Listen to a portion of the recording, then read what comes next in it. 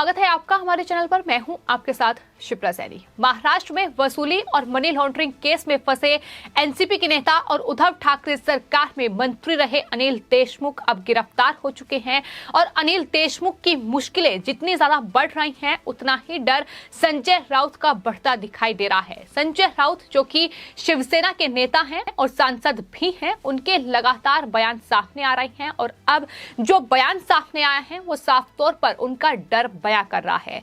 संजय राउत ने बीजेपी नेताओं को किराएदार नेता बताया है और इतना ही नहीं, उन्होंने बीजेपी नेताओं पर निशाना साधते हुए कहा है कि क्या जेल आपके बाप का है क्या। इस तरीके की बयानबाजी लगातार शिवसेना के नेता संजय राउत कर रहे हैं।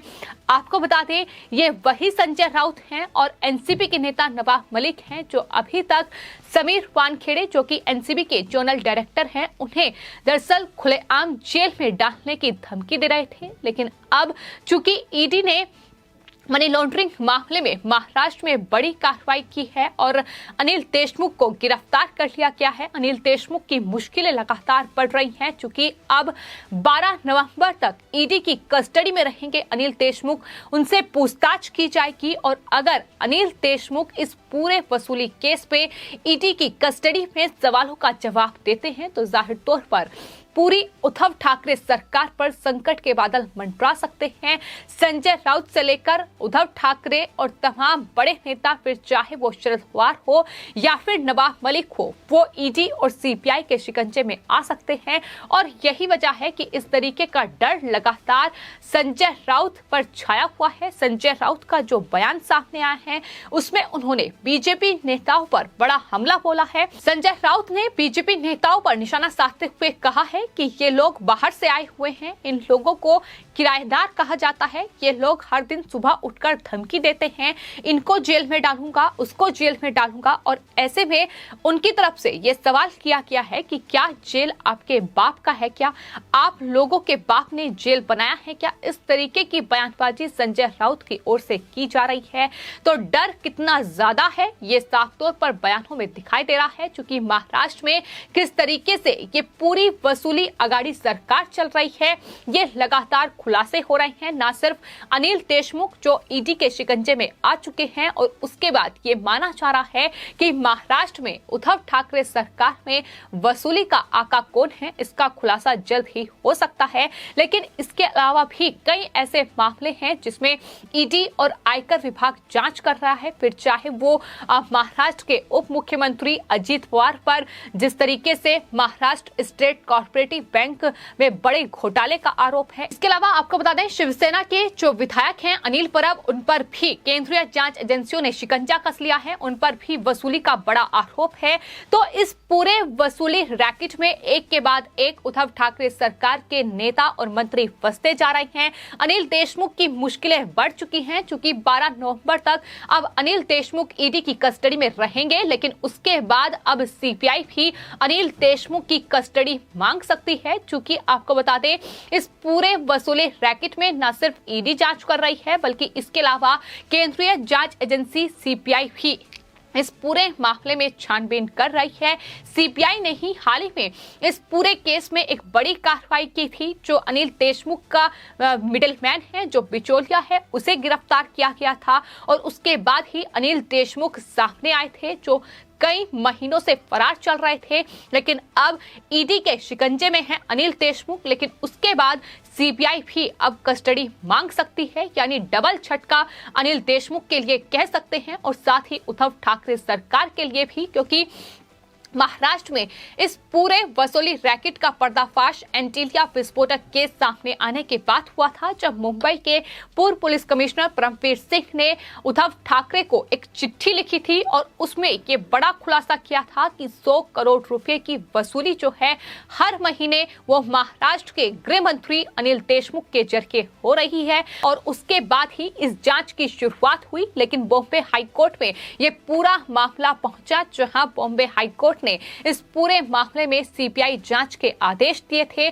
आपको बता दें, सीबीआई 2 बार अनिल देशमुख से पूछताछ कर चुकी है और कई बड़े खुलासे इस पूरे केस में हो चुके हैं।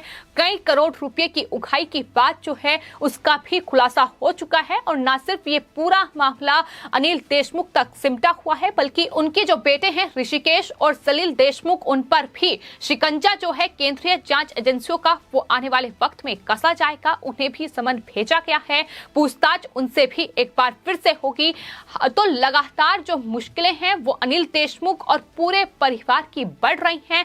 अब सीबीआई अनिल देशमुख पर अगर शिकंजा कसती है तो उद्धव ठाकरे सरकार, उद्धव ठाकरे बतौर मुख्यमंत्री या फिर एनसीपी प्रमुख शरद पवार हो, मुश्किलें कहीं ज्यादा बढ़ेंगी, क्योंकि ये उगाही का मामला सिर्फ अनिल देशमुख तक सिमटा हुआ नहीं है।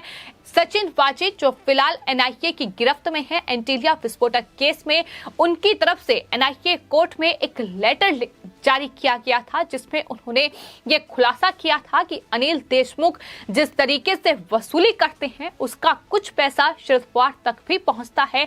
ये खुलासा जो है सचिन वाजे के द्वारा ही किया गया था, लेकिन उसके बाद अनिल परब और अजीत पवार पर भी बड़े गंभीर आरोप सचिन वाजे ने लगाए थे। उनके जरिए ही ये खुलासा किया गया था कि उनका इस्तेमाल वसूली के लिए उद्धव ठाकरे सरकार कर रही है।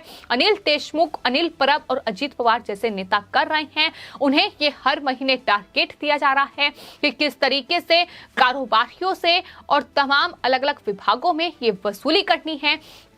इस पूरे मामले में ही जांच जो है वो एक बार फिर से कहीं ना कहीं चरम पर है और अगर ये जांच अनिल देशमुख पर ईडी और सीबीआई दोनों जांच एजेंसियां करती हैं, जाहिर तौर पर जो कर भी रही हैं, लेकिन आने वाले वक्त में अनिल देशमुख क्या कुछ सवालों के जवाब देंगे, क्या कुछ खुलासे करेंगे, इस पर ही सबकी निगाहें टिकी हुई हैं। और माना जा रहा है कि अनिल देशमुख जिस पर ये गंभीर आरोप लगे थे, अगर उनसे ईडी सवाल जवाब करती है तो आने वाले वक्त में उद्धव ठाकरे और शरद पवार पर भी शिकंजा कसा जा सकता है। उद्धव ठाकरे की कुर्सी भी जा सकती है इस पूरे केस में, क्योंकि ये गंभीर आरोप है जिसकी जांच सीबीआई और ईडी जैसी केंद्रीय जांच एजेंसियां कर रही हैं और यही वजह है कि संजय राउत इस तरीके से बौखलाए हुए हैं। हालांकि इस पूरे मामले को लेकर बीजेपी नेता किरीट सोमैया लगातार हमलावर हैं, उनकी तरफ से लगातार ट्वीट किए जा रहे हैं।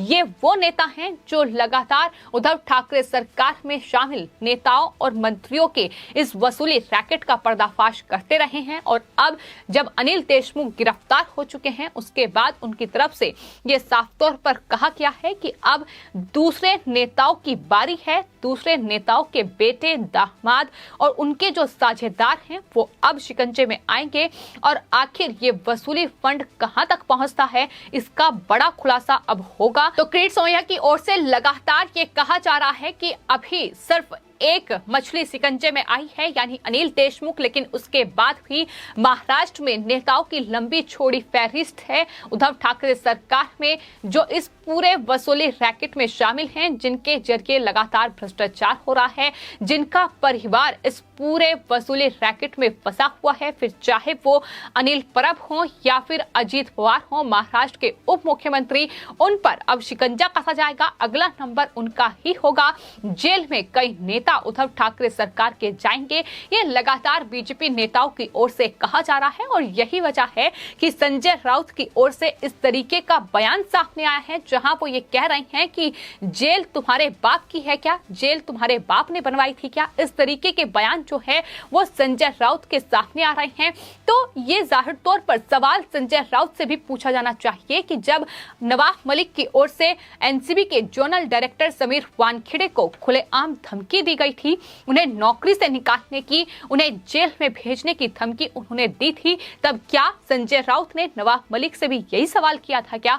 तब ये सवाल नहीं किया था। इसके उलट उन्होंने समीर वानखेड़े को घेरने, उन पर आरोप लगाने में कोई कसर नहीं छोड़ी थी। तो कहीं ना कहीं ये कर्मा है जो अब सामने आ रहा है। जिस तरीके से अनिल देशमुख पर ईडी ने शिकंजा कस लिया है, अब 12 नवंबर तक उनसे पूछताछ होगी, लेकिन अब सीबीआई भी कस्टडी मांगेगी। तो दोहरी मार जो है वो अनिल देशमुख पर पड़ चुकी है। 2 केंद्रीय जांच एजेंसियां अनिल देशमुख जो कि महाराष्ट्र के गृह मंत्री रह चुके हैं, लेकिन इस पूरे वसूली रैकेट के सामने आने के बाद, इस वसूली खेल का खुलासा होने के बाद उन्हें गृह मंत्री पद से इस्तीफा देना पड़ा था। और माना जा रहा है कि आने वाले वक्त में जब इस पूरे मामले में और कई चेहरे बेनकाब होंगे, इस वसूली का आका कौन है इसका खुलासा होगा, तो कई मंत्री पद जो हैं वो जा सकते हैं और हो सकता है कि उद्धव ठाकरे को मुख्यमंत्री की कुर्सी से भी हाथ धोना पड़े। और यही वजह है कि फिलहाल उद्धव ठाकरे सरकार में इस तरीके से ये संकट के बादल मंडरा रहे हैं। तो संजय राउत, नवाब मलिक की ये बौखलाहट सामने आ रही है,